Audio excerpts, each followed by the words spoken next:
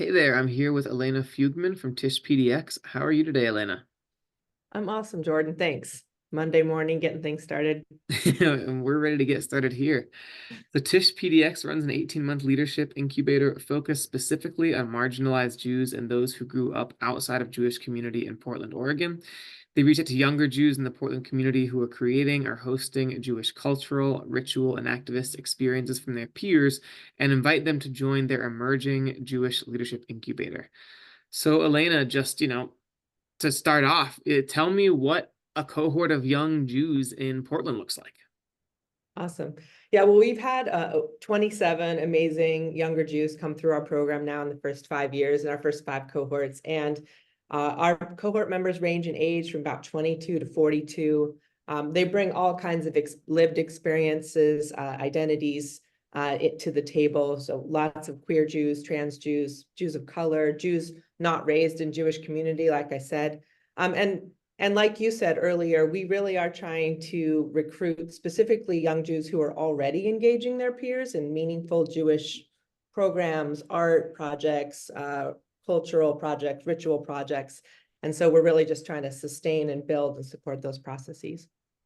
Yeah, and so in the spirit of doing that, as you bring those people into your incubator, you have a three-pronged model of leadership development that you take them through, including Jewish education / identity development, relationship building, and then skills building, which includes political education. So can you tell me more about each aspect of this model and how you explore them? Yeah, definitely. I think when Tish started, we really knew we wanted to root our program in Jewish education, adult education, really, because a lot of us on the West Coast, myself included, like I was raised with no Jewish education. And so we felt it was important for people leading here in the Jewish community to really have some basic Jewish knowledge. So Torah study is actually something that we've introduced from the beginning, and it's something that a lot of our participants have actually never done. And Rabbi Ariel Stone, one of my co-founders, it's something that she loves, bringing Torah education to all ages. So that's been a really stimulating activity for a lot of people. A lot of people have told us that they were intimidated coming in and weren't sure they wanted to do Torah study, but had learned a lot through that. I also have found that, as an adult learner, I really needed to understand the Jewish cycle, the holidays, the Jewish yearly cycle. And so it's really cool. We actually decided to start the cohort every year right around Elul. And then we do our first wrap up around Shavuot. And then if people want to stay, they can stay all the way through Hanukkah. But it kind of gives people this sense of living in Jewish time in Portland, Oregon, which I think is very cool. And we make sure that our monthly meeting is either before or after a holiday that we really address and talk about and do education about that holiday as we go through the year. In terms of other things, like you said, relationship building, to me, this is really key. A lot of these younger Jews have been doing amazing programming and activity in our communities, but they don't even know each other. And so this is a time for people. There are people in our cohorts who come in knowing each other, but a lot of them don't. And so it's a time to connect. We've actually seen some amazing collaborations come out of this because people are doing something similar or something that could really work together and then have left our program, starting new initiatives and new projects based on shared experience and interests. And then in terms of political education and skill building in general, we sometimes we want to do tachlis, like we just want to make sure you know how to facilitate a good meeting, and we make sure you know how to do project management. But we really think that what we call political education is also a skill. So we do a whole curriculum on positionality and understanding within the Jewish community the diverse experiences that we have, and really trying to open up that conversation and talk about how we're impacted, as Jews with different constituencies within the community. And those are hard conversations, and I think sometimes we wish we didn't do them because sometimes it makes it feel harder afterwards, but we're committed to having them anyway. We think that people can learn so much from each other and from going through this experience together. Additionally, the last thing around political education is for people to talk about anti-Semitism and to educate about that. So we have one class on anti-Semitism on the right and one on anti-Semitism on the left, just so people can kind of get a sense of where the confusions are happening in our culture. And then, of course, we do 2 segments on Israel-Palestine too, and how anti-Semitism on the right and left feed into the narrative and the conflicts in Israel-Palestine. Yeah, all of that sounds really interesting. One of JLF's grant making priorities is funding work that's catalyzing, and it really sounds from hearing you talk about, the thing that people have gone on to do, and the projects that sort of come out of this, that feels like one of the things that's really catalyzing about the work. So what do Tisch PDX fellows create, and what do they go on to bring to the Jewish community world just beyond just, being part of this cohort? Yeah, well, our alumni and cohort members are amazing. Like, they've done a lot before they even started with us, but it's hard to give you all the examples. But, we've had people doing queer and trans mikvah projects. For instance, in our Columbia River here in Portland, Oregon, we have a listserv that serves a specific demographic of Jews that keeps people connected. We have a Shabbat book club and giving circle, like a tzedakah circle. It's a racial justice book club. It's met for like 4 years now. It's once a month. People, buy in at the year. They pick a certain theme and they read around that theme, and they also give money and do tzedakah every Friday night. Well, one Friday night a month around that issue. We've had Jewish yoga curriculum come out of this, like somebody basically like teaching yoga, like teaching Shavuot through a yoga class, like what is Shavuot? We've had a regular ongoing Rosh Chodesh circle that's attracted hundreds, I think, of people. It's like 5 or 6 years old now, and it's just all home-based. It's not affiliated. It's all younger Jews. And then, more recently with what's happened around October 7th, we've seen some really great innovations. We've seen alumni coming together to host grief and political grief spectacles and ritual, art making, protest. I think you were even there for one of it that our alumni was really involved in. It was. That's where we met in real life. Yeah, totally. And dialogue. Our alumni just, we have a listserv now amongst our alumni, and something kind of heated came up because that's what's happening in the moment right now in our world. And instead of people going after each other in the listserv, one of the alumni said, "Hey, I think we should just get together face to face and do a dialogue, because it seems like we're on different pages here." And so one of our alumni is a very skilled facilitator around Israel-Palestine issues, hosted more than half of our alumni showed up in person, did a deep dive conversation just amongst themselves to try to see where they could find some points of connection and unity.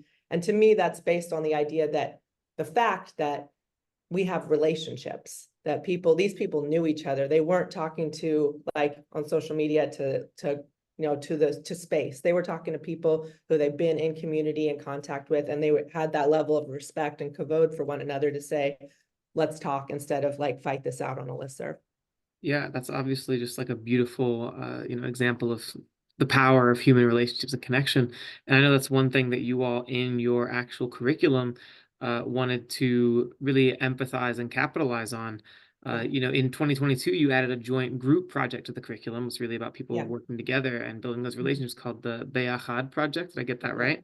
Yeah. Great. Now, can you tell me about what this project brought to the Tisch PDX experience?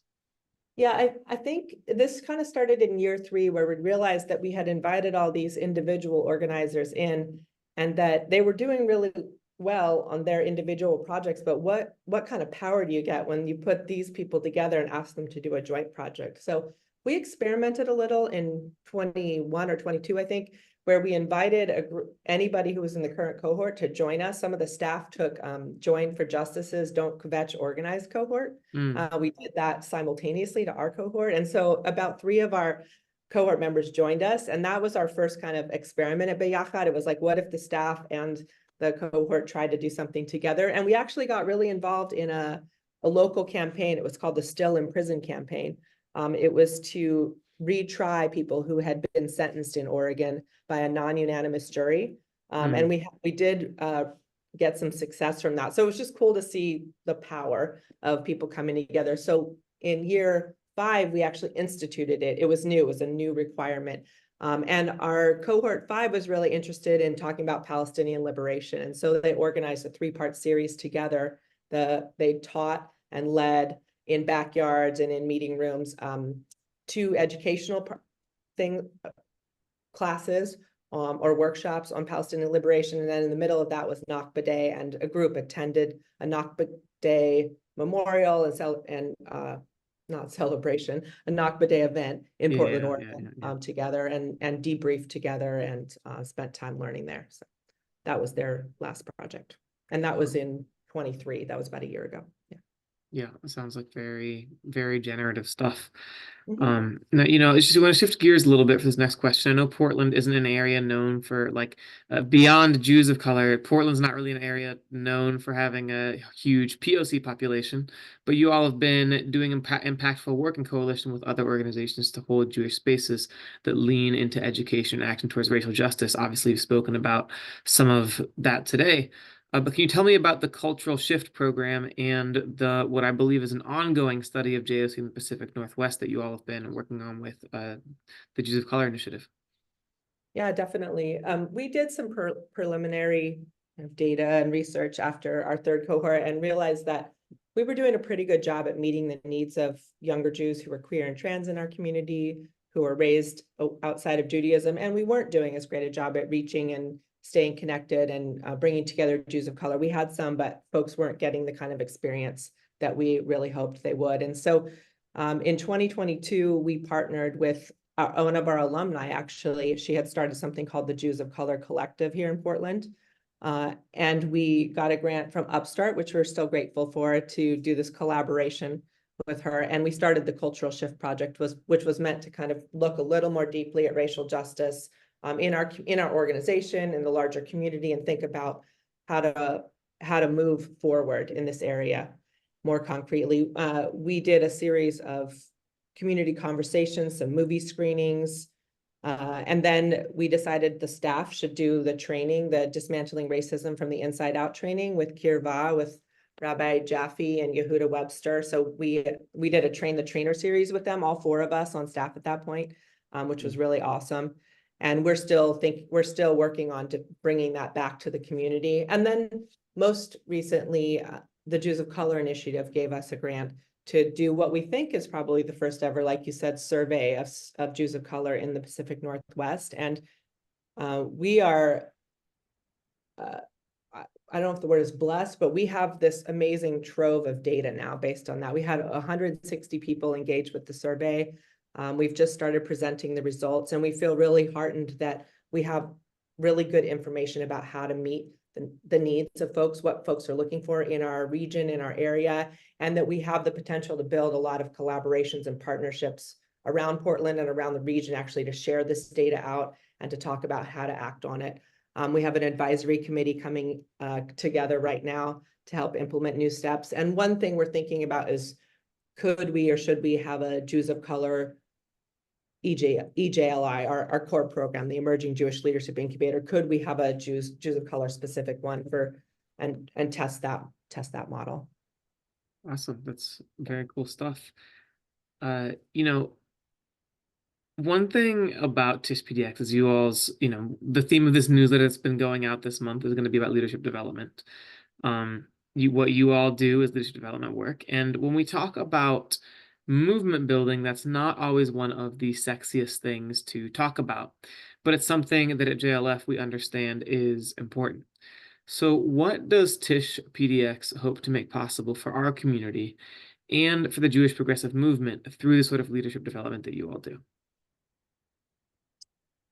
Yeah, well, we think that the Jewish community at large cannot and will not thrive until we have diverse Jewish leaders, not just diverse, but grounded in racial and gender justice, grounded in knowledge of how systems of oppression work, and also representative of all the multitudes of Jews there are in the world and in our communities.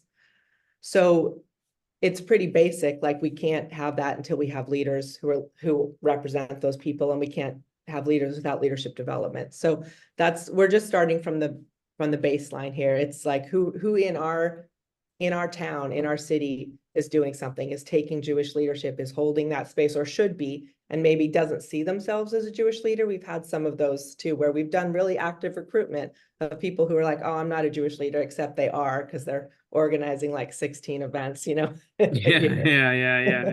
it's a fine line, you have to find people too. But to me, it's it's the beginning of it's the foundation of this work, and it will just grow from here. Like, we've already had graduated these 5 cohorts, you know, hopefully we'll graduate 5, 10, 15 more, but just to start to build this culture and identity of Jewish leadership that it looks different than I know for me, when I think Jewish leader, I get this thing in my head of what or who a Jewish leader is or should be. Right. And we're mixing that up, and we're complicating that, and we're making it more real. Awesome. Well, let's say I want to be a Jewish leader and I'm a young Jew living in Portland looking for some leadership development with an awesome cohort. Where should I go to find you? Well, you should definitely follow us on Instagram. Whenever we're doing a new cohort, we'll be looking for applicants there. You can also drop by the Eastside Jewish Commons and just say hi to us. We have an office here. We're usually here Tuesday through Thursday, so say hello. You can email us at info@tishpdx.org if you want to set up a time to come and talk or grab some coffee or go for a walk. We really want to meet people who are in the area, who are interested in this work and want to get more involved. Amazing. Well, I hope that someone watches this and decides they want to meet you. Thanks so much for your time, Eleyna. Yeah, thank you, Jordan.